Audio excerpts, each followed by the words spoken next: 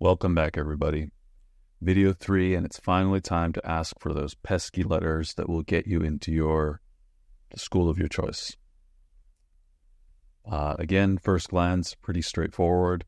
You go to the recommender page in your application for whatever school, whether it's the Common App or the school-specific thing. There will be a recommender page, and you will input your recommender's information. You'll click request recommendation. An email will go out to them. They'll likely have to upload some information to some survey type thing, and you're done. Of course, there are a couple nuances. First of all, you'll want to ask your recommender if they're willing. The ideal way to do that is in person, but if you're away or for whatever reason in person is not an option, maybe try to set up a phone call or a Zoom meeting, or you can just make this request through email. But you need to ask them and make sure that they are willing before you do the official request. Now, this sort of pre-request will typically come in the form of, hey, professor, sir, ma'am, sergeant, I am applying to such and such a program for such and such a time, and I would really appreciate it, or would you be willing to write me a letter of recommendation? A lot of times they'll say, sure, absolutely. Sometimes you might want to add, and this can come in later conversations, hey, I think it would especially help the admissions committee or the awards committee if they heard from you, since you know me in the context of, and then you sort of specify the background, since you know me in the context of, I've been working for you in the armory for the past 2 years, and you can speak to my diligence, motivation, whatever, teamwork, work ethic. And that sort of pings them like, okay, this guy, there's some expectations here. And now, so that is making the request. Now, step 0.2, once you've made the request, is listen carefully to their answer. Well, I have it as 0.5. Because the only answer that you should accept is absolutely. I would love to. I'd be happy to. I got you, bro. I got you, what do they say? I got you, corporal, right? I got you, private. I won't say what the Navy uses.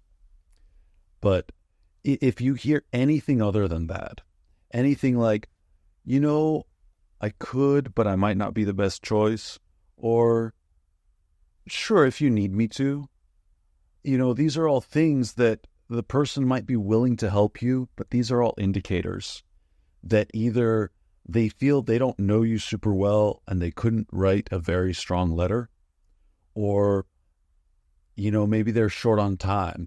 Maybe they don't like to write letters. Maybe the thought of writing anything more than 3 sentences is just daunting to them. It doesn't matter. For whatever reason, if they show a little bit of reluctance, that means you might not get as good of a letter as you could. So just trust that, believe them. And this is something that I just think is true in life.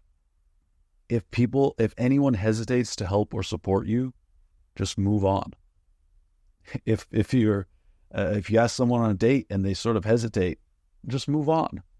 Because someone will be enthusiastic and excited to help you and be with you, etc., somewhere down the road. By the way, you can change recommenders.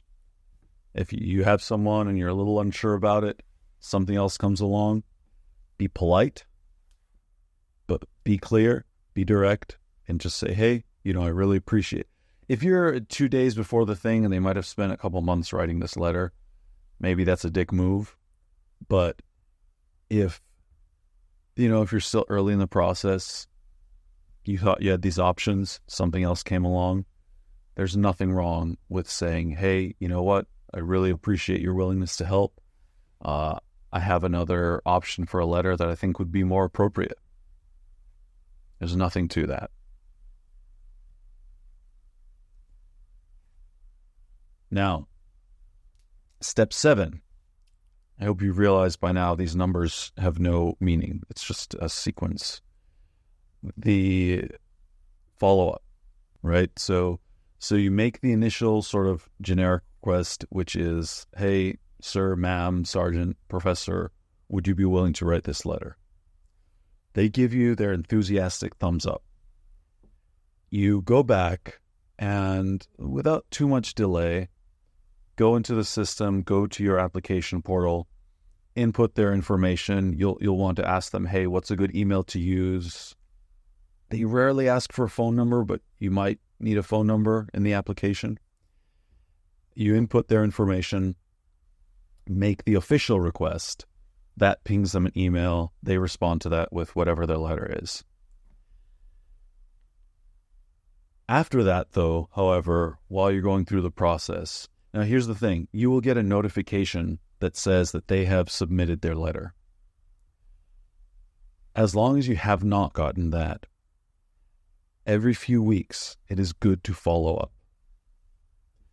People have lives, your letters have deadlines, and you might think you're nagging them or annoying them, but actually it shows that you care, right? You're not doing it every day or every week, but if every couple of weeks you say, hey, just wanted to remind you, my deadline is such and such a time.